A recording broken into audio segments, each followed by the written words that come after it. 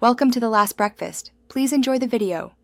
In this video, I will explain how to use different numbering formats in Word.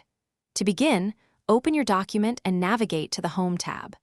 Look for the paragraph group, then click the Numbering button. This action will display a drop-down menu with various numbering styles.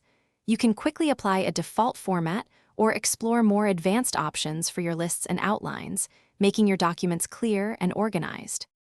Word offers several standard numbering styles for your convenience.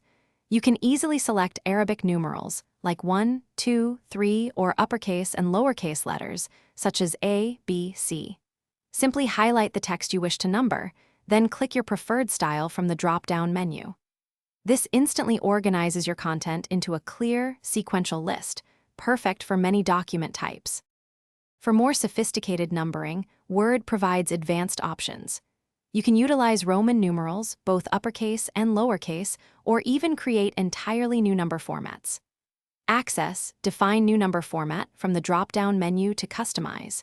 Here, you can specify the number style, such as first, second, third, and set the starting number for your list, offering great flexibility.